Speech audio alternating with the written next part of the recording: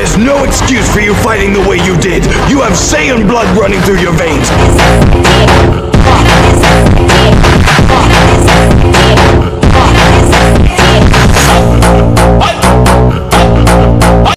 इस एपिसोड की स्टार्टिंग में हम देखते हैं बारडॉक और गोकू।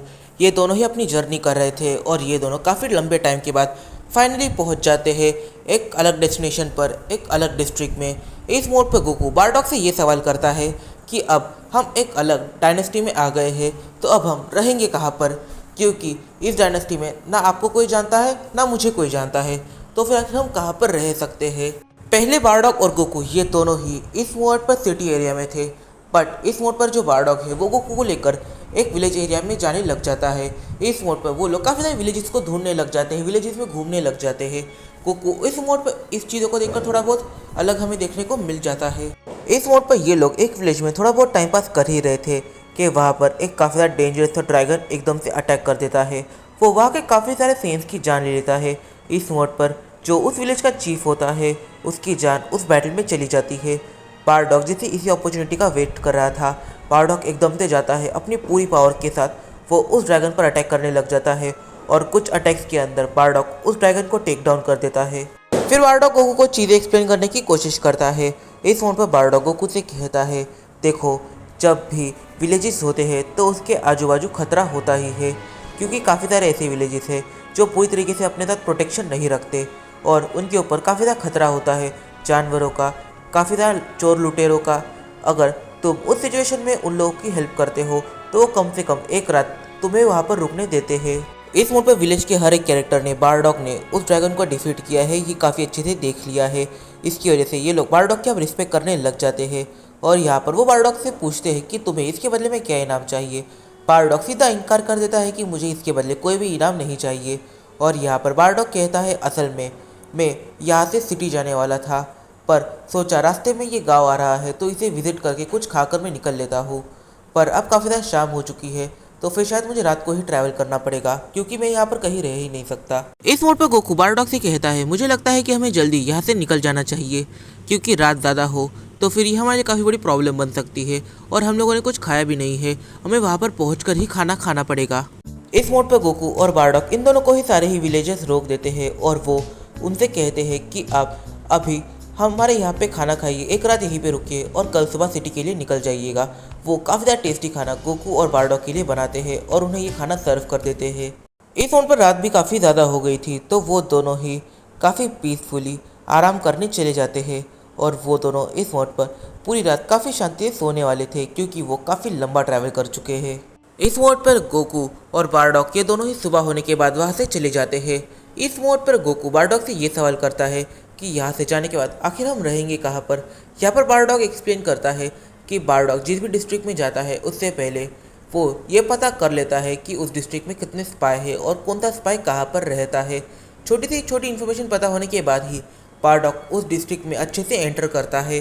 कुछ घंटों तक ट्रैवल करने के बाद बारडॉक फाइनली सिटी में पहुँच जाता है और जब बारडॉक सिटी में पहुँचता है तब वो यहाँ के स्पाइस को ढूंढने लग जाता है। उसकी मुलाकात एक स्पाई से होती है और बारडॉक उस स्पाई के साथ उसके घर चले जाता है। इस मोड पर बारडॉक और वो स्पाई दोनों ही बात करने लग जाते हैं। बारडॉक यहाँ पर सवाल करता है कि यहाँ का एम्परर कहाँ पर है।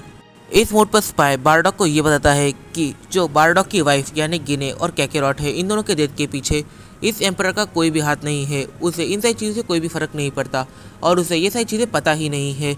यहाँ पर जो क्लियरली हाथ है जो इस डिस्ट्रिक्ट से बिलोंग करता है वो है असल में एम्परर का वफादार कमांडर। इस मोड पर स्पाई ने बस बारडॉक को थोड़ा सा डिस्क्रिप्शन दिया और बारडॉक इस कैरेक्टर को पहले से जानता है और इस मोड पर बारडॉक ये भी जानता है कि आखिर इस कमांडर ने ये क्यों किया। इस मोड पर बारडॉक और उस कमांडर के बीच एक काफ़ी डेंजरस बैटल हुई थी और बारडॉक ने उस कमांडर को काफ़ी बुरी तरीके से मारा था। हो सकता है इस एक रीज़न की वजह से उस कमांडर ने बारडॉक से बदला लेने के लिए उसे मरवाने का प्लान बनाया हो, पर इस मोड पर प्लान उस कमांडर का तो बिल्कुल भी नहीं है। ये प्लान किसी और का है, ये सारे सैयन एम्परर्स का है। इस मोड पर उस कमांडर ने बस यहाँ पर उनकी हेल्प करी है। इस मोड पर बारडॉक बिल्कुल भी प्लान वगैरह नहीं बनाता, क्योंकि प्लान बनाने की ज़रूरत बारडॉक को तब पड़ती है जब वो किसी एम्परर को मार रहा होता है, पर यहाँ पर उसका मुकाबला तो बस एक हल्के से कमांडर से होने वाला है।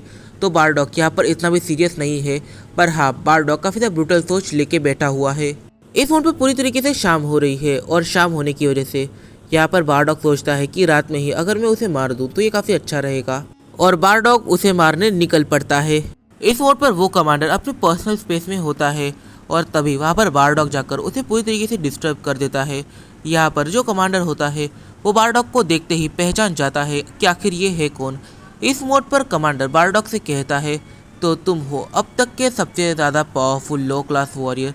ये कहा जाता है कि तुमसे पहले भी कोई ऐसा नहीं था जो लो क्लास सेयन होने के बाद भी इतना पावरफुल हो। तुम्हें स्ट्रॉन्गेस्ट लो क्लास सेयन माना जाता है। बारडॉग को उसकी बातों से घंटा फर्क नहीं पड़ता। इस मोड पर बारडॉग काफ़ी डेंजरस अटैक्स उस पर करने लग जाता है। यहाँ पर जो कमांडर है वो पहले तो बारडॉग के सारे अटैक्स को डॉज कर पा रहा था, उनसे बच पा रहा था, बट धीरे धीरे जैसे जैसे टाइम बीत रहा था बारडॉग उसके सारे मूव्स को समझने लग जाता है।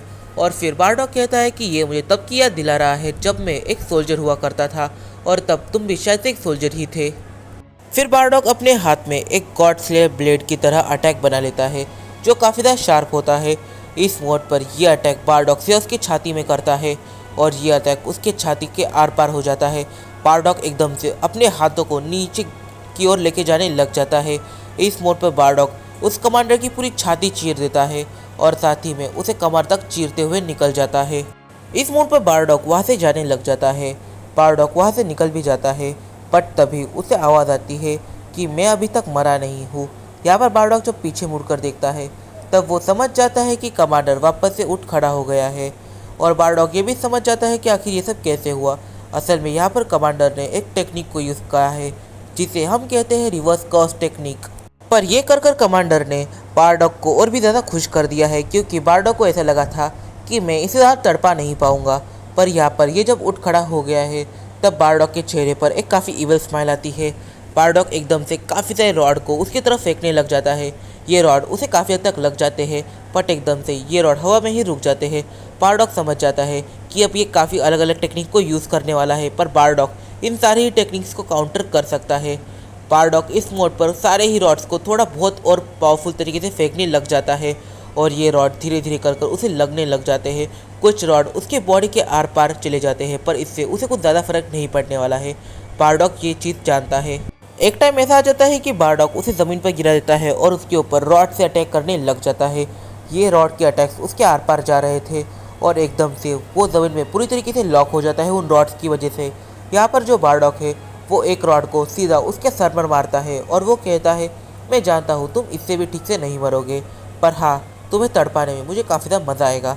इस वोर पर बारडॉग एक एक कर उसकी उंगलियां तोड़ता है, उसके स्कल पर काफ़ी ज़ोर ज़ोर से लाते मारने लग जाता है और एक टाइम पर बारडॉग एक गॉड स्लेयर ब्लेड की तरह अटैक बनाकर उसकी गर्दन ही काट देता है जिससे कि वो वापस से जिंदा ना हो सके।